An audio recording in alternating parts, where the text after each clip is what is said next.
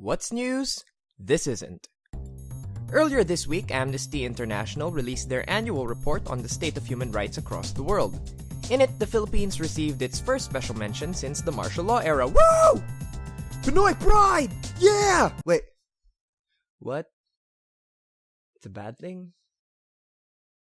Well, that's just great, isn't it? The Philippines excels at social media, beauty queens, and now, human rights violations. It's more fun in the Philippines. In the report, Duterte was lumped in with Donald Trump, Hungarian Prime Minister Orban, and Turkish President Erdogan.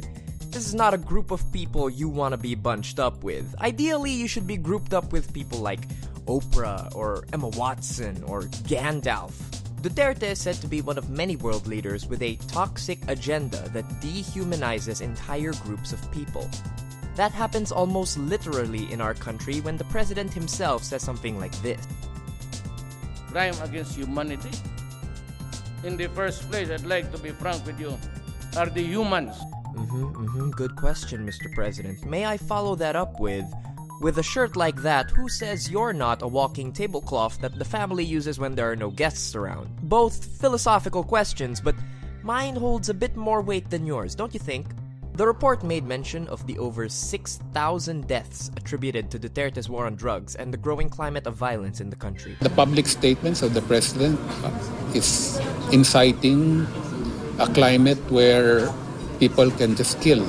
I'm pretty sure similar things were said about President Snow in the Hunger Games. Palace official Ernesto Abela has responded to the report, however, saying, Buwelta naman ng Malacanang, hindi naman daw refleksyon ng sentimiento ng mga Pilipinong report ng Amnesty International. 8 sa kada 10 Pilipino raw ang nagtitiwala at nasisihan sa ginagawa ng Pangulo ngayon pagdating sa pagsugpo sa droga at krimen base sa mga survey.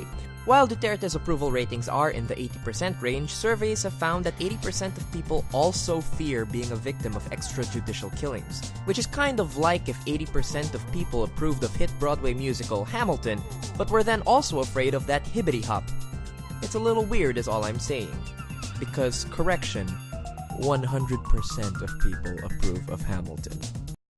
This report from Amnesty International should act as a warning to us. 2016 might have been bad, but we can't let ourselves grow numb to the things happening around us. These things aren't right, and they aren't normal.